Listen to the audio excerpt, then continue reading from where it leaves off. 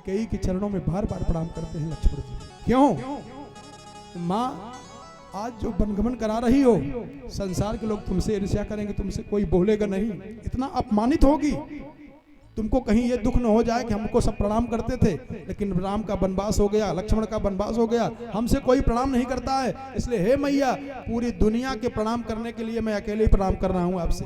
साहस, ये साहस है ना, हजारों फड़ वाले शेषावतार हैं लक्ष्मण ने, तो कहा सहस्रों फड़ के सही सहस्रों सर के साथ मैं तेरे चरणों में बारंबार प्रणाम करता हूं, पूरी दुनिया के संति मैं ही प्रणाम करता हूं। इसलिए अम्बा कैकेयी ने वनवास के समय लक्ष्मण जी को भी भिजवाई हैं। मैया सीता भी कही है माँ मैं नहीं रह पाऊंगी भगवान के सिवा, उनको भी भिजवाई हैं। एक बार में जरा गहराई से देखें, कह नहीं है कि तापस बेस वी उपसर्ग है, शेष उदासी तापस बेस विशेष तापस बेस विशेष उदासी तापस बेस विशेष उदासी 14 बरिस राम बनवासी 14 बरिस राम बनवासी 14 बरिस राम बनवासी हो 14 बरिस राम बनवासी। विशेष रूप से शेषावतार भी जाए और ऊ माने सीता, एक परब्रह्म के जो अवतार हैं राम, उनकी दासी बन करके सीता जी भी चली जाएं। क्यों? क्योंकि अकेले कैसे रहेंगे, ऊ दासी और 14 बरिस राम बनवासी।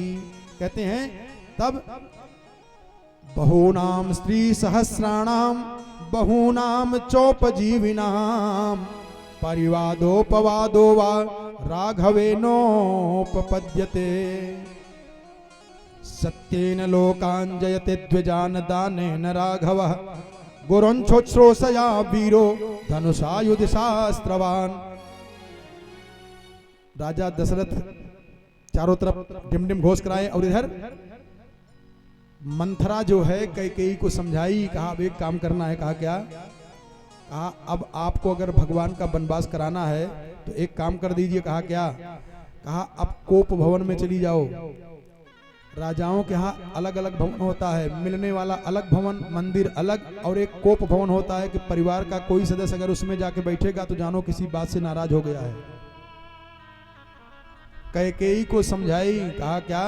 कहा अब आप जाओ और जाकर के कोप भवन में एक बढ़िया सुंदर साड़ी निकालो, मैली काली कुचैली साड़ी पहनो और बालों को बिखेर लो, जाकर के धरती पे लेट जाओ। और सुनो, जब तक राजा राम की सौगंध न खा जाएं तब तक तुमको वरदान अपना नहीं मांगना है। याद कराई कौन? मंथरा ने। कहा ये वरदान भाई करना क्या? कहा वो याद करा देना राजा दशरथ को कि जो वरदान आपने देने के लिए कहा था आज हमको वो वरदान दे दो। 2 बार कितनी वीरांगना है कैकेयी, 2 बार राजा दशरथ की जान को बचाई है। एक बार देवासुर संग्राम हो रहा था और राजा दशरथ उसी लड़ाई में मूर्छित हो गए। सोचो कैकेयी के अंदर कितनी ताकत है। जब राजा मूर्छित हो गए तो राजा दशरथ को अपनी गोद में लेटा करके कैकेयी अम्बा और स्वयं धनुष बाण लेकर के दैत्यों से लड़ाई करना शुरू कर दिया। दैत्यों को पता भी नहीं लग पाया कि राजा मूर्छित हो गए। और एक बार राजा दशरथ लड़ाई कर रहे थे तो जो रथ का पहिए का कील होती है ना, किसी दैत्य ने बाण मारा, रथ के पहिए का जो कील है, कील टूट गई। अब रथ डगमगाने लगा और वो पहिया निकल जाएगा तो रथ लेके गिर पड़ेंगे। तो कैकेयी कितनी बड़ी वीरांगना है कि अपनी अंगुली को रथ के कील की जगह पहिया की जगह लगा दी है। जितना बाण मारना है मारो, रथ चल रहा है। और लड़ाई जीतने के बाद राजा को पता चला कि कैकेयी ने बचाया, इसलिए 2 वरदान दिया। कहा समय आने पर मांगूंगी। आज वही 2 वरदान मांगी है। राजा दशरथ कहते हैं कि देखो कैकेयी और जो चाहे मांग लो, राजा भरत हमेशा के लिए राजा बन जाएं, लेकिन राम का वनवास मत कराओ। क्यों? क्योंकि पूरी दुनिया में मेरी निंदा हो जाएगी, राम के बिना मैं रह नहीं पाऊंगा। लेकिन कैकेयी अडिग है अपनी बात पर, चाहे जो हो जाए मैं बात से हटूंगी नहीं। और यहां तक कह दिया कि अगर सुबह होते ही राम का वनगमन नहीं हो गया तो मैं आत्महत्या करके मर जाऊंगा। अब तो राजा दशरथ घबराए, और राजा दशरथ घबराए सुमंत को कहा कि जाओ राम को बुला करके लाओ। अच्छा, सुमंत आए, भगवान राम को बुलाए, अंदर गए और अवधवासी सब तैयार हैं। हे भगवान, अब राम का राज्याभिषेक होगा, अब राम का राज्याभिषेक होगा। देखो, हर जीव की ये परिकल्पना होती है कि राम का राज्याभिषेक हो जाए। राम माने जानते हो राम कौन है? हर आदमी चाहता है और हर आदमी का परम लक्ष्य है कि राम का राज्याभिषेक हो जाए। अब लगेगा कि बताओ अब कौन राम का राज्याभिषेक होगा? होगा। प्रयास करो राम का राज्याभिषेक हो। और जब तक देखो संसार में राम का राज्याभिषेक हो न हो, कहाँ हो, अपने घर ही में राम राज्य ला लो। अपने घर में नहीं ला पा रहे तो अपने अंदर ही राम राज्य ला लो, तब भी जीवन मस्त हो जाएगा। राम राज्य का मतलब जानते हो क्या होता है? राम का मतलब क्या होता है? अरे जो आनंद सिंधु सुख राशि सी करते त्रय लोक सुपासी। जो आनंद सिंधु सुख राशि सी करते त्रय लोक सुपासी। जो आनंद सिंधु सुख राशि सी करते त्रय लोक सुभाषी।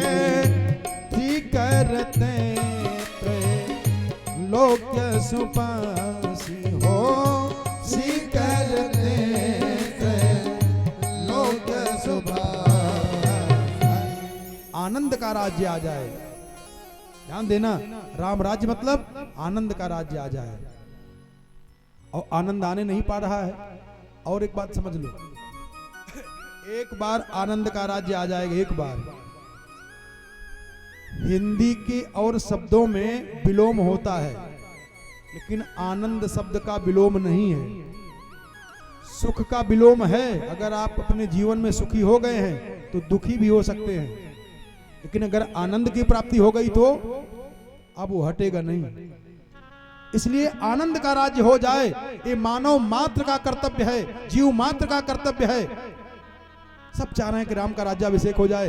जरा इस कथा के माध्यम से, वेदांत के माध्यम से अपने अंतःकरण में इसको घटाओ, इस कथा को, कि राम का राज्य कैसे होगा, आनंद का राज्य कैसे आएगा। और सरल करके बताऊं, थोड़ा और नीचे उतर करके स्तर से बता रहा हूं, समझ जाओ। कहते हैं ना, पराधीन सपने हो सुख नाही, स्वतंत्र हो जाओ आनंद का राज्य आ जाए। कहा हमारा स्वतंत्र ही तो है। कहा स्वतंत्र नहीं हो भी भैया, एक आग परतंत्रता बताऊं, अपने आप जान जाओगे। जैसे तंबाकू पे लिखा रहता है इसको खाने से कैंसर हो जाएगा, लेकिन पैसा दे के खा रहे हैं, स्वतंत्र हैं। गुटखा खाएंगे ही खाएंगे, उस पे लिखा है कि इसको खाने से कैंसर हो जाता है, ये हो जाता है, बीमारी हो जाती है, वो नसें ब्लॉक हो जाती हैं, लेकिन पैसा दे के खा रहे हैं। स्वतंत्र हैं, जान रहे हैं कि इसको खाने से नुकसान होगा, लेकिन परतंत्रता।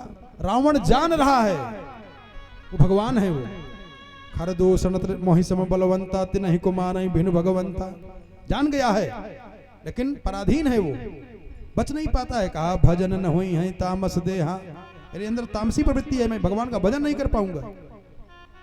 परतंत्रता है प्यारे, ये परतंत्रता मिट जाए, स्वतंत्रता आ जाए, आनंद का राज्य आ जाए, वास्तव में मानव जीवन सफल हो जाए। और आनंद का राज्य राम राज्य है। और राम राज्य आने में जो यहाँ बाधाएं आ रही हैं, यही बाधाएं हमारे आपके अंतःकरण में आती हैं। और यही इसी कथा के माध्यम से इन बाधाओं को मिटाओ, राम राज्य आ जाएगा, आनंद का राज्य आ जाएगा और जीवन अपने आप सुखमय हो जाएगा। कुछ नहीं करना पड़ेगा, राम राज्य केवल आए तो।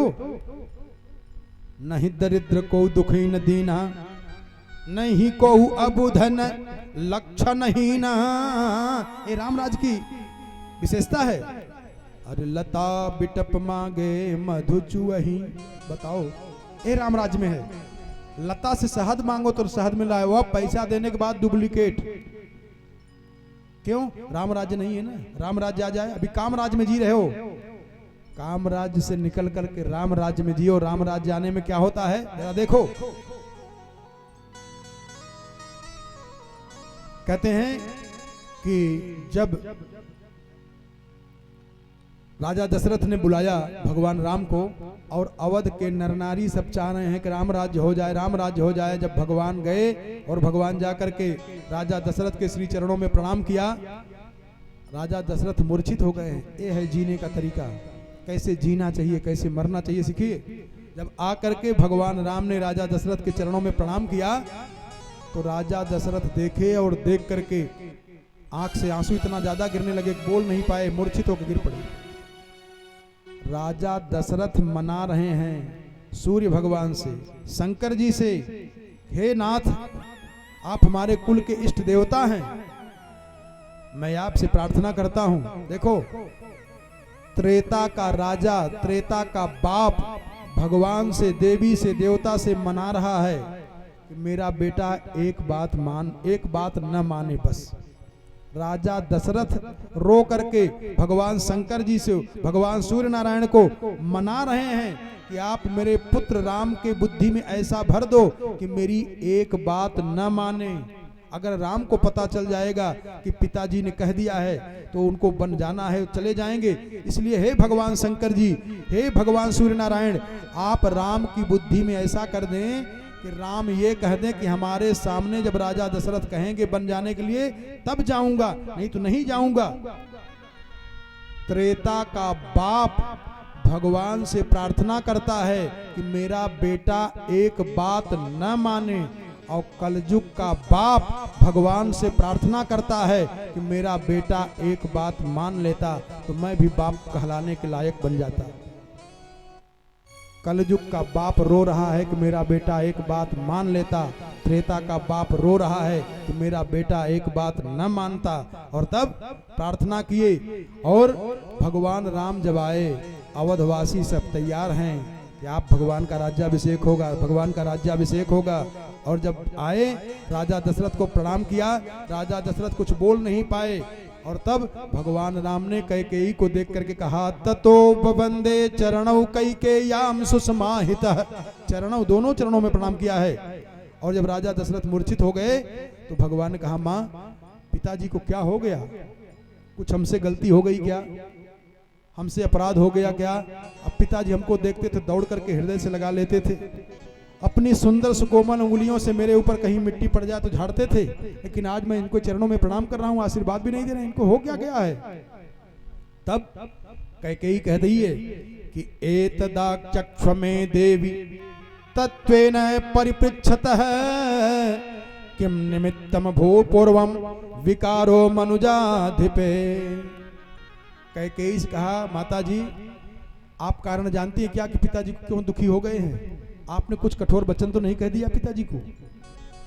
कैकेयी ने कहा, बेटा मैं तुझको सारी बात बताऊंगी, लेकिन एक बात ये बताओ। कहा क्या?